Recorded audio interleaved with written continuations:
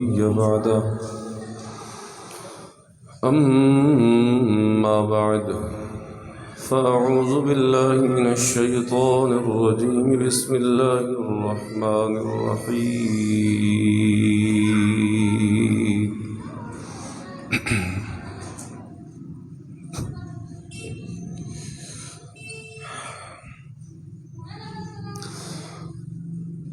لله ملك السماوات والأرض يخلق ما يشاء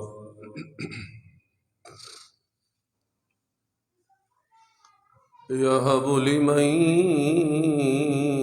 يشاء إناثا ويهب لمن يشاء الذكور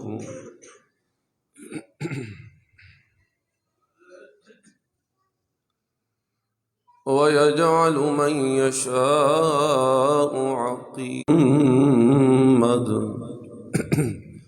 وبارك وسلم ثم صل عليه سبحانك لا علم لنا إلا ما علمتنا إنك أنت العليم الحكيم رب اشرح لي صدري واحلل عقدة من لساني يفقه قولي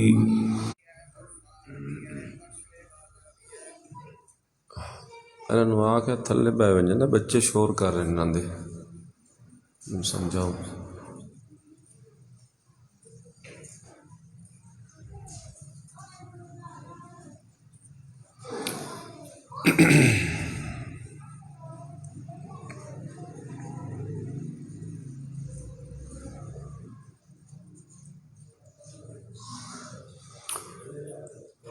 حضرات ذی وقار معزز دوستو،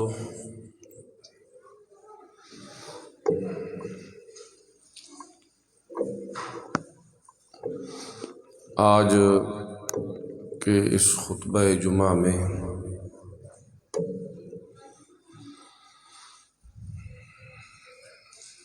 قتل اولاد کے متعلق چند باتیں عرض کرنے کا ارادہ ہے۔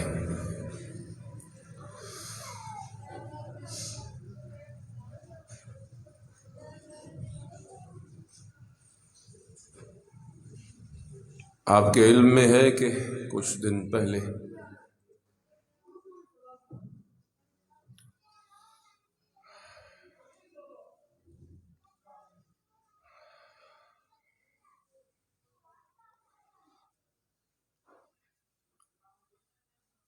ایک ایسا دردناک واقعہ ہمارے ملک میں پیش آیا جس کی وجہ سے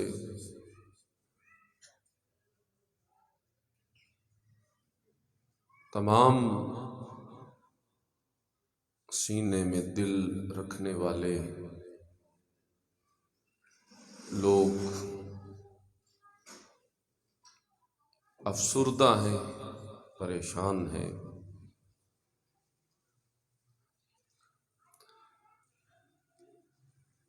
اس ماحول میں، ایسے وقت میں میں یہ مناسب سمجھ رہا ہوں کہ کچھ باتیں اسی حوالے سے عرض کروں تاکہ اس معاملے میں شریعت کی تعلیمات سے ہمیں آگاہی ہو سکے۔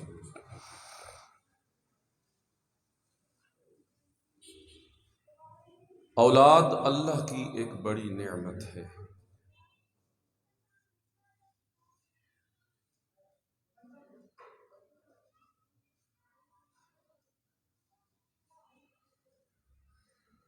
اولاد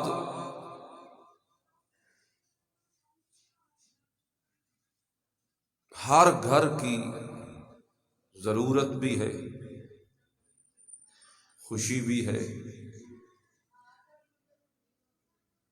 انت باہر بھیجو جی ایڈی 3-4 اکٹھیاں ہو گئی ہیں اتھے کیوں بیٹھیاں کسی ایک نہ بھی اتھے نہ بٹھاؤ مسجد بے پردہ سامنے بہ گئی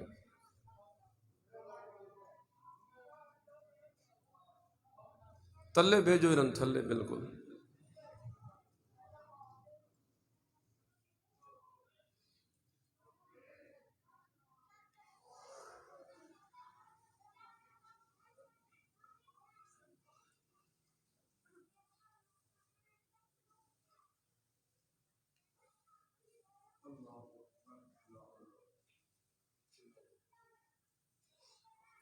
اعوذ باللہ من الشیطان الرجیم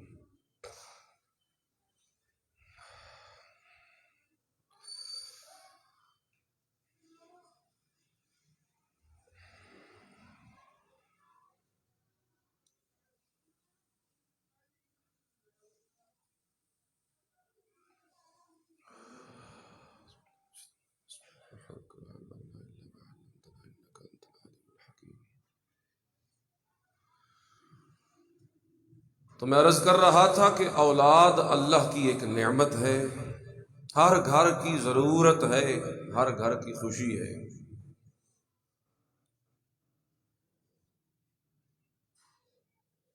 اور اس دور میں زمانہ جاہلیت میں کسی کو یہ خوشخبری دی جاتی کہ تجھے مبارک ہو تیری بیٹی پیدا ہوئی ہے، اس زمانے میں بیٹی کو اتنا برا سمجھا جاتا تو نتیجہ یہی ذلت ہوگی، نتیجہ یہی شرمندگی ہوگی۔ کیا میں اسی شرمندگی پہ باقی رہوں، رکا رہوں، صبر کروں؟ ام یدسہ فی التراب، یا میں جا کے اسے گاڑ دوں زمین میں، مٹی میں دفن کر دوں، درگور کر دوں۔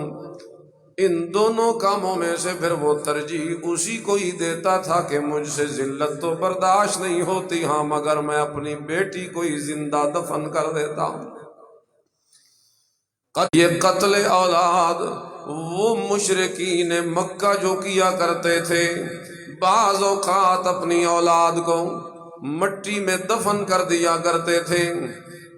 عبداللہ بن عباس رضی اللہ تعالی عنہما وہ فرماتے ہیں جس وقت عورت حاملہ ہوتی زمانہ جاہلیت میں، اس حمل کے یعنی جب وقت قریب آتا ولادت کا، وہ ایک گڑھا کھود دیا کرتے تھے اس وقت کے جاہلی لوگ، اور اس عورت کو ولادت کے لیے اس گڑھے کے قریب لایا جاتا تھا، وہیں بچے کی ولادت ہوتی تھی۔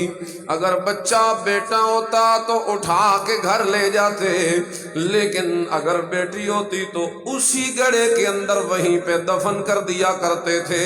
اسے دیکھنا بھی گوارا نہیں کرتے تھے، اٹھانا بھی گوارا نہیں کرتے تھے، گھر میں لانا بھی گوارا نہیں کرتے تھے۔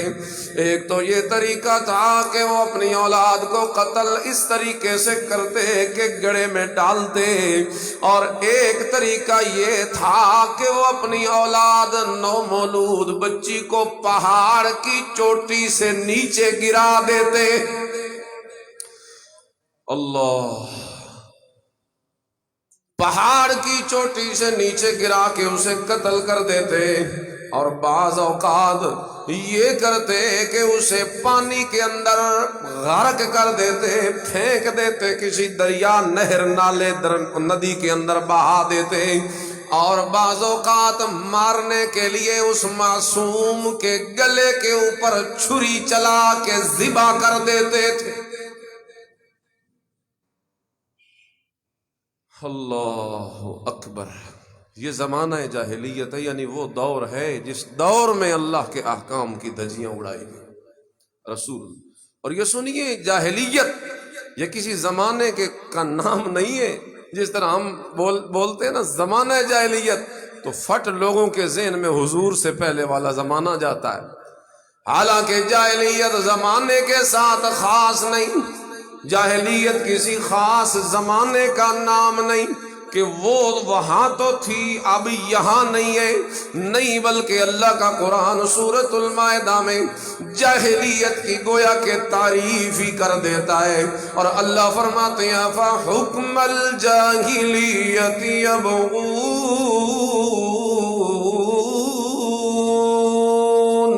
وَمَنْ أَحْسَنُ مِنَ اللَّهِ حُكْمًا لِقَوْمٍ يُوقِنُونَ۔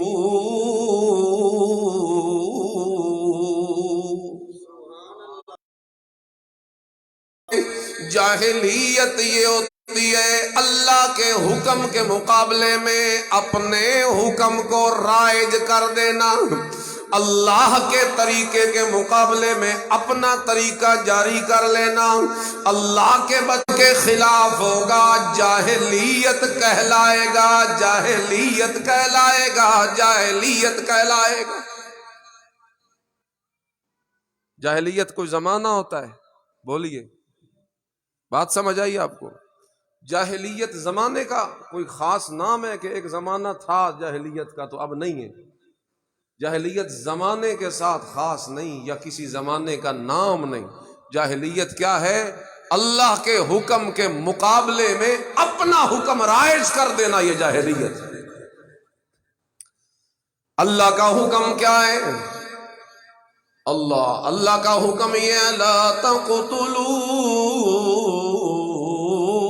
اولادکم خشیۃ املاق۔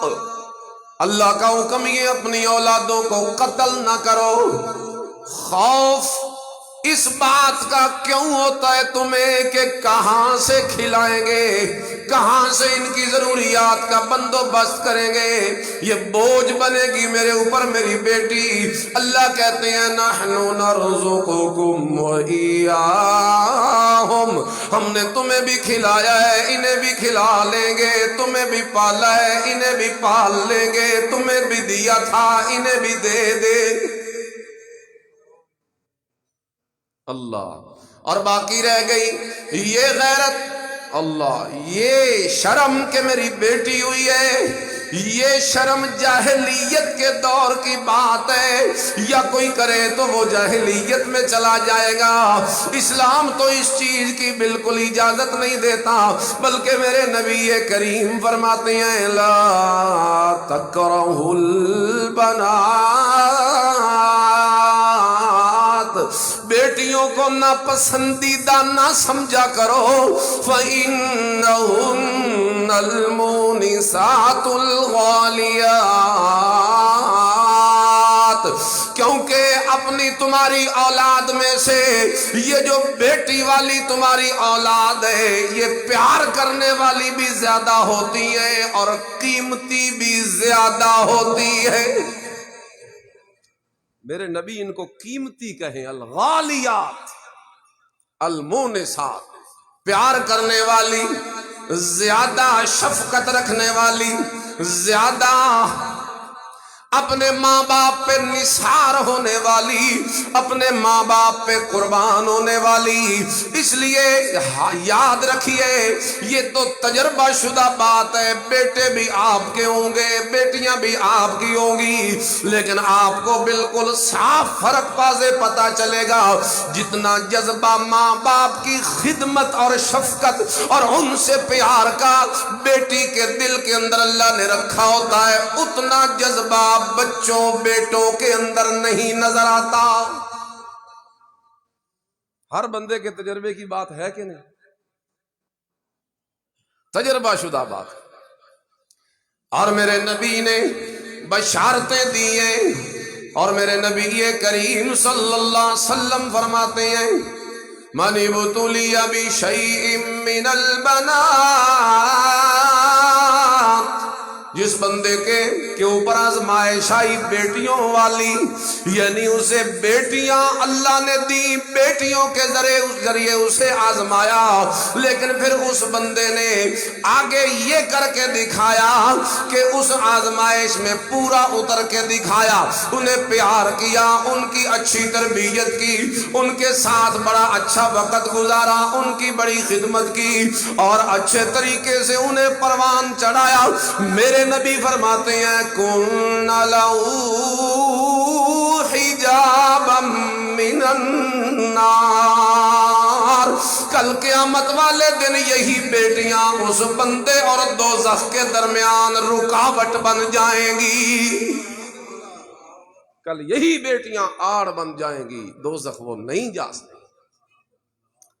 اللہ کن لہو سترا من النار، کن لہو حجابا من النار، اور میرے نبی فرماتے ہیں من کانت لہو انثی، جس بندے کی ایک بیٹی ہوئی اور پھر اس ایک بیٹی کو اس نے اچھے طریقے سے پالا پوسا پیار کیا، پھر وہ ایک بیٹی والا راضی رہا اللہ کے فیصلے پر، اللہ کے نبی اس کے لیے بھی جنت کی بشارت دیتے اور فرماتے ہیں ادخلہ اللہ الجنہ، اللہ اس بندے کو جنت میں داخل کرے گا۔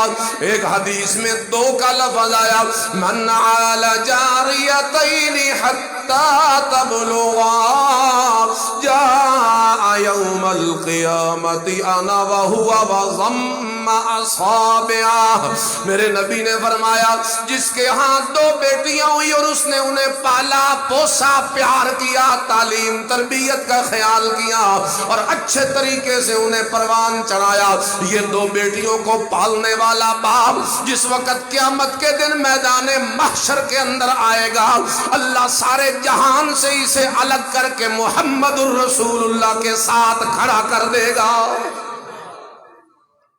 پھر تین کا ذکر بھی آیا، فرمایا من کان لہو ثلاث بنات، جس بندے کے ہاں تین بیٹیاں ہوئی فَأَدَّبَهُنَّ وَأَحْسَنَ إِلَيْهِنَّ، جس بندے نے تین بیٹیوں کے ساتھ بڑا اچھا سلوک کیا، اچھی تعلیم و تربیت کا اہتمام کیا، ادب آداب کا بھی اہتمام کیا، اخلاق و کردار کا بھی اہتمام کیا، اچھا سلوک بھی ان کے ساتھ کیا، ان کی ساری ضرورتوں کو بھی پورا کیا، میرے نبی کریم صلی اللہ علیہ وسلم فرماتے ہیں فَلَهُ الْجَنَّةُ، اس تین بیٹیوں کو پالنے والے کے لیے جنت کی ضمانت میں محمد پاک دیتا ہوں۔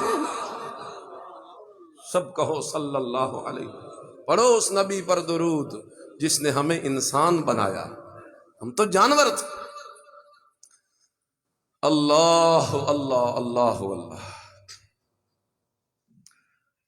تو کوئی وجہ ہی نہیں ہے اولاد کو قتل کرنے کی، فقر، اللہ کہتے ہیں یہ بھی کوئی وجہ نہیں، اور یہ غیرت اور یہ دوسری چیز نفرت، یہ بھی اس کی کوئی گنجائش نہیں۔ اس کی گنجائش اس وقت تک تھی جب محمد عربی نہیں آیا تھا، عورت ذلیل اس وقت تھی جب محمد عربی نہیں آیا تھا، بیٹی کو زندہ درگور اس وقت کیا جاتا تھا جب آمنہ کا لال نہیں آیا تھا، بیٹیوں کے ساتھ ظلم تب ہوتا تھا جب آمنہ کا لال نہیں آیا تھا، بیٹیوں کے ساتھ درندگی اس وقت ہوا کرتی تھی جس وقت محمد الرسول اللہ جیسا سرتاج نہیں آیا کرتا تھا، لیکن جس وقت میرے نبی تشریف لائے، میرے نبی نے بیٹی کی عزت کو سب سے مقدم رکھا، سب سے مقدم رکھا، حتیٰ کہ خود عمل بھی کر کے دکھایا۔ حدیث پاک میں آتا ہے میرے نبی کریم صلی اللہ علیہ وسلم کی بیٹی فاطمہ الزہرا، سب کہو رضی اللہ تعالیٰ عنہا، خاتون جنت، جنتی عورتوں کی سردار، میرے نبی کے جگر کا ٹکڑا، فاطمہ تو بضعۃ منی، میرے نبی فرماتے میرے جگر کا ٹکڑا میری فاطمہ ہے، میرے جگر کا ٹکڑا میری فاطمہ ہے، جس بیٹی سے جاہلیت نفرت کرتی تھی، اسلام کے نبی نے اسی بیٹی کو اپنے جگر کا ٹکڑا قرار دیا۔ اور جس وقت یہ آیا کرتی تھی فاطمہ الزہرا، میرے نبی کریم صلی اللہ علیہ وسلم اٹھ کے اپنے بیٹی کا استقبال کیا کرتے تھے اور اپنی کالی کملی اتار کے نیچے بچھا کے اوپر اپنی بیٹی کو بٹھایا کرتے تھے۔ رب کعبہ کی قسم، یہ عزت میرے نبی نے دی بیٹی کو، یہ احترام میرے نبی نے دیا بیٹی کو، یہ ساری تقریب اگر دی ہے بیٹی کو تو اسلام اور پیغمبر اسلام نے دی۔ اس لیے کوئی وجہ ہی نہیں ہے بیٹی کو قتل کرنے کی۔ اللہ اللہ، میرے بیان کا ایک حصہ کچھ میں نے کر لیا، دوسرا حصہ میں اب شروع کرنے لگا ہوں۔ یہ اب تک جو باتیں میں آپ سے کرتا رہا ہوں، یہ قتل کون سا تھا؟ جسمانی، ذبح کر دے، مار دے، پہاڑ سے گرار دے، زمین میں زندہ درگور کر دے، گولیوں سے بھون ڈالے کوئی ظالم، یہ تو اس کی بات تھی۔ اب اگلی باتیں میری آپ نے سننی ہے۔ گویا یہ تو وہ پرابلم تھا جو یہاں بھی نظر آیا، پہلے بھی تھا، پھر اس میں کچھ باتیں میں نے آپ کو سمجھائیں۔ اب اس کا اصل پرابلم کا علاج، یہ دوسرا حصہ ہے میری تقریر کا، اس کی وجہ کیا ہے، اس درندگی کی وجہ کیا ہے، اور پھر اس کا علاج کیا ہے۔ اب یہ سنیے گا ذرا غور سے۔ اللہ، اسی لیے میں نے اسے بعد میں رکھا ہے، بندے بعد میں آتے ہیں، چلو کچھ سمجھ لیں گے۔ سنیے گا، قتل دو طرح کا ہوتا ہے، اولاد کا قتل دو طرح کا ہوتا ہے۔ ایک ہے جسمانی قتل، جسم کو آپ نے مار دی، ایک ہے روحانی قتل، اولاد کا روحانی قتل۔ اور وہ پتہ کیا ہے؟ اولاد کا روحانی قتل یہ ہے کہ انہیں دین سے دور رکھنا، یہ روحانی قتل ہے۔ آپ نے ان کے جسم کو پال کے بڑا تو کر دیا، آپ نے انہیں کسی پوسٹ پہ پہنچا تو دیا، آپ نے انہیں کسی عہدے پہ پہنچا تو دیا، آپ نے ان کے کاروبار کو چمکا تو دیا، آپ نے ان کی شادی کر کے انہیں گھر بنا کے تو دے دیا، آپ نے سب کچھ کر دیا، لیکن جو اصل چیز آپ نے دینی تھی وہ آپ نے نہیں دی، اور وہ دین ہے۔ وہ کیا ہے؟ سنیے گا ذرا، سارا فساد ہی اسی وجہ سے، سارا فساد ہی اسی وجہ سے کہ معاشرے میں ایسے افراد کم ہوتے جا رہے ہیں۔ ہمارا سارا رجحان دنیا کی طرف ہے، یہی وجہ ہے کہ معاشرے میں بڑھتی آبادی میں ایسے افراد تھوڑے ہوتے جا رہے ہیں جو دیندار ہیں، ایسے گھرانے بھی کم ہوتے جا رہے ہیں جو دیندار ہیں۔ تو ظاہر بات ہے جتنے دیے کم ہوتے جائیں گے اتنا اندھیرا بڑھتا جائے گا۔ دیے جلائیے زیادہ، اپنی نسلوں کو صرف بیٹا ہی نہ بنائیے بلکہ اسے ایک چراغ بنائیے، وہ جہاں کہیں جائے روشنیاں پھیلائے، وہ جہاں کہیں ہو نور پھیلائے، اندھیرے نہ پھیلائے۔ ہماری اولادیں دین سے دور ہیں، یہ اصل وجہ ہے قتل اولاد کی، یہ اصل وجہ ہے۔ اچھا، اب وہ جس نے مارا ہے، درندگی کی ہے جس بندے نے، بتلایا جا رہا ہے کہ وہ بڑا پڑھا لکھا ہے، بڑا پڑھا لکھا ہے اور بڑی ڈگریاں ہیں اس کے پاس، اور باقاعدہ کسی ملازمت میں ہے۔ اندازہ لگا ہے، میں نے تو جب سنا میں حیران ہوں۔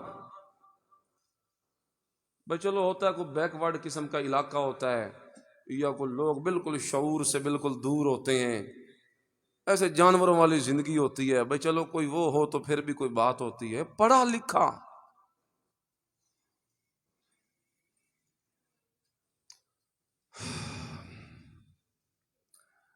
ہم اس معاملے میں ہم بھی مجرم ہیں۔ جسمانی قتل وہ کرتے تھے دو وجہ سے، سنیے، فقر کی وجہ سے کہ کھائے گا کہاں سے، کھلائیں گے ہم اسے کہاں سے، بیٹی بوجھ لگتی تھی کہ کون اس کی ڈیوٹیاں پوری کرے گا، اور دوسرا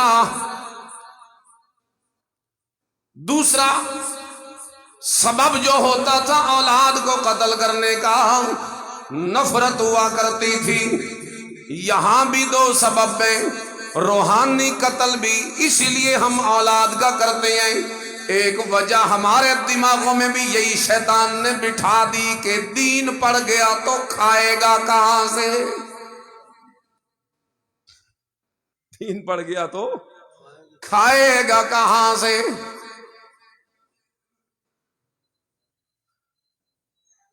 فیوچر کیا ہوگا، مستقبل اس کا کیا ہوگا؟ اچھا جی ٹھیک ہے قاری صاحب آپ کی بات مان لیتے ہیں، بچے کو بھیج دیتے ہیں مدرسے، لیکن یہ بتائیں یہ پھر کرے گا کیا، اس کا فیوچر کیا ہوگا؟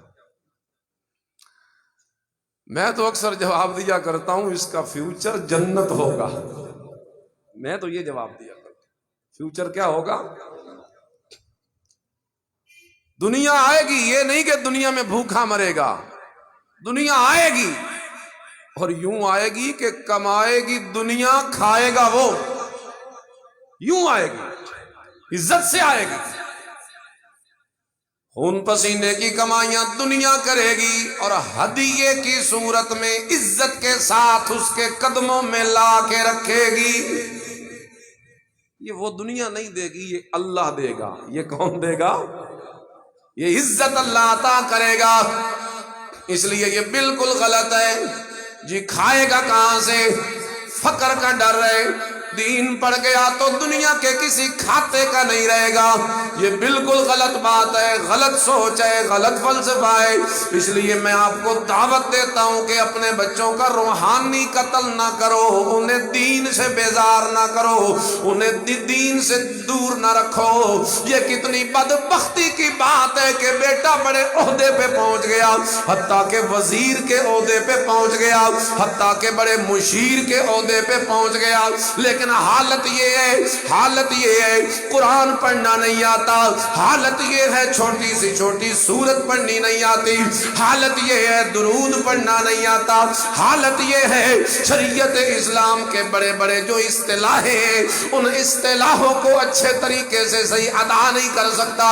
اس لیے یہ کتنی بڑی بدبختی کی بات ہے۔ لہذا اپنے بچوں کو جہاں آپ دنیا پڑھائیں اس سے کوئی منع نہیں کرتا آپ کو، لیکن نصیحت یہ کی جاتی ہے آپ کو کہ دنیا پڑھائیں بے شک، لیکن ساتھ ساتھ دین کی تربیت بھی اپنے بچوں کو ضرور دیجیے گا، ورنہ دو مادے ہوتے ہیں انسان میں، ادھر دیکھو ہر انسان میں اللہ نے فطرتاً دو مادے رکھے، ایک ہوتی ہے روحانیت۔ کیا ہوتی ہے؟ آپ تو صحیح طریقے سے پڑھ لو لفظ کیا ہوتا ہے، ورنہ بڑے بڑے پڑھے لکھوں کو روحانیت پڑھنا نہیں آتا۔ اور ایک مادہ ہوتا ہے انسان میں حیوانیت کا، شہوتیں بھڑکتی ہیں، برائیوں کو دل کرتا ہے، یہ حیوانیت ہوتی ہے۔ اور ایک ہوتا ہے روحانیت، یہ دو مادے ہوتے ہیں ہر انسان میں۔ دین کا علم اگر اپنی اولاد کو پڑھایا جائے تو اس کا نقد نتیجہ یہ ملتا ہے کہ تیری اولاد اس دین کے علم کے نتیجے کے اندر اپنی حیوانیت کو دبا لیتی ہے اور روحانیت کو غلبہ مل جاتا ہے۔ وہی انسان کامیاب ہے جو روحانیت کو ترقی دے گیا۔ یوں سمجھو اللہ نے اس میدان میں اتار کے ایک ازمائش میں ہمیں ڈال دیا، اور وہ ازمائش یہی ہے، دو مادے رکھ دی، اب اللہ دیکھتے ہیں روحانیت غالب کرتا ہے یا حیوانیت غالب کرتا ہے۔ روحانیت غالب کرے تو بدلہ جنت، حیوانیت کو غالب کرے تو بدلہ جہنم، روحانیت کو غالب کرے تو بدلہ امن، سکون، چین، دل کا سکون، قرار، اور اگر حیوانیت کو غالب کرے تو دل کی بے قراری، بے چینی، بے سکونی، ٹینشن، دنیا کے اندر سو پرابلم۔ اس لیے دین کا علم وہ عجیب قسم کی چیز ہے، اللہ کی نعمت ہے کہ اگر یہ چیز تیری اولاد کے اندر پیدا ہو جائے وہ دنیا کے اندر بھی عزت دار بن جائے گے اور اللہ کی نظروں کے اندر بھی عزت دار بن جائے۔ اب نے اپنی اولاد کا قتل، کسی شاعر نے کہا تھا یوں قتل میں وہ بچوں کے بدنام نہ ہوتا، یوں قتل میں وہ بچوں کے بدنام نہ ہوتا، افسوس کہ فرعون کو کالج کی نہ سوجی۔ یوں قتل میں وہ بچوں کے بدنام نہ ہوتا، اس نے بڑے بچے قتل کر 70,000 بچوں کو قتل کروایا تھا فرعون نے۔ کسی کہنے والے نے بڑی باریک بات کر دی اور کہا ایسے ہی بدنام ہو گیا اور کی گردنیں اڑا کر، افسوس کہ فرعون کو کالج کی نہ سوجھی، کوئی ایک کالج بنا دیتا تو قتل تو پھر بھی ہو جاتا، یعنی اندروں انسانیت تو پھر بھی نکل جاتی۔ اس کا مطلب یہ نہیں کہ کالجوں میں انسانیت نہیں ہوتی، مطلب یہ ہے جب دین سے جدا ہو کر صرف اس میں لگتے ہیں تو پھر حیوانیت آتی، اور آتی ہے کہ نہیں آتی؟ دیندار بنائیے اپنی نسلوں کو۔ خلیفہ منصور بنو امیہ کے علماء کو قید کیا، اور جب رہا کرنے لگا تو کہنے لگا ذرا یہ تو بتاتے جاؤ، بڑی مشقتیں میں نے تمہیں دی ہیں جیل کے اندر، یہ تو بتاؤ سب سے بڑی مشقت کون سی تھی تمہارے اوپر، سب سے زیادہ تکلیف دہ چیز کون سی تھی؟ اور انہوں نے کہا ہمارے لیے سب سے تکلیف دہ چیز اس دورانیے میں یہ تھی کہ ہمیں اچانک گرفتار کر لیا گیا، ہم اپنے بچوں کے لیے کوئی اچھا معلم اور مربی اس کا انتظام نہ کر سکے کہ ہمارے پیچھے وہ ان کی تربیت کرتا رہے۔ بس ان دنوں کے اندر اتنی تکلیف تیرے کوڑوں سے نہیں ہوتی تھی جتنی تکلیف اپنے بچوں کی تربیت کے متعلق کہ پتہ نہیں وہ کس کے حوالے ہیں، ان کا کیا ہو رہا۔ اور حضرت مولانا ابو الحسن علی ندوی سب کو رحمت اللہ تعالی علیہ فرماتے ہیں اگر بچے نے دین نہیں پڑھا، اچھی تعلیم و تربیت بچے کی نہیں ہوئی، فرمایا ایسے بچے کا تو الٹا بچپن میں مر جانا بہتر ہے، کیونکہ اگر اچھی تعلیم و تربیت نہیں ہوئی تو اس جوانی کا کیا فائدہ جو باپ کو دھکے مارے، اس طاقت کا کیا فائدہ جو باپ کو گالیاں نکال کے گھر سے نکالے، اس جوانی، اس طاقت، اس حسن، اس گھر کا اور اس اولاد کا کیا فائدہ اپنے ماں باپ کو ملے گا؟ یہی وجہ ہے کہ یہ سارے کیس وہی آتے ہیں جہاں دین نہیں ہوتا، ورنہ جہاں پہ دین ہوتا ہے تو ماں باپ کے قدموں کے اندر وہ بیٹھنے کو سعادت سمجھتا ہے، عالم بیٹا، دیندار بیٹا ماں باپ کی خدمت کو سعادت سمجھتا ہے۔ یہی وجہ ہے دین ہمارے اگر دلوں سے نکل جائے گا ہم جانوروں کی طرح ہو جائیں گے، دین آتا جائے گا ہمیں فرش سے اٹھا کے عرش پہ پہنچا دے گا۔ دین کے بغیر ہم ذرے ہیں، اور دین اگر آ گیا تو ہم آسمان کے تارے ہو جائیں گے۔ نیت کرو اپنی اولادوں کو دین کی طرف لگاؤ، کرسو کوشش۔ وَإِذْ قَالَتِ امْرَأَتُ عِمْرَانَ رَبِّ إِنِّي نَذَرْتُ لَكَ مَا فِي بَطْنِي مُحَرَّرًا فَتَقَبَّلْ مِنِّي إِنَّكَ أَنْتَ السَّمِيعُ الْعَلِيمُ۔ تیسرے پارے میں ہے امرات عمران، عمران کی بیوی، عیسیٰ علیہ السلام کی نانی، اس کے پیٹ میں حمل، کہتی ہے الہی نظر منت مانتی ہوں اگر یہ بیٹا ہو تو تیرے گھر بیت المقدس کے لیے وقف کر دوں گی، آزاد کر دوں گی، تیرے گھر کی خادم بن کے رہے گا۔ امام ابو بکر جساس راضی رحمہ اللہ، امام ابو بکر جساس اپنی تفسیر احکام القرآن کے اندر لکھتے ہیں یہ جو اپنے بیٹوں کو وقف کر دینے والا حکم تھا پچھلی شریعتوں میں، یہ امت محمدیہ کے اندر بھی، اس شریعت کے اندر بھی یہ حکم باقی ہے، لیکن آسانی کر دی گئی ہے ان کے لیے۔ اپنے بیٹے کو وقف کرنے کے ساتھ یہ پابندی تھی کہ اگر وقف کر دیا تو پھر اپنے کام نہیں لے سکتے، اپنی دنیا داری کے کام نہیں کروا سکتے، پھر یہ وہی کا ہو کے رہ جائے گا۔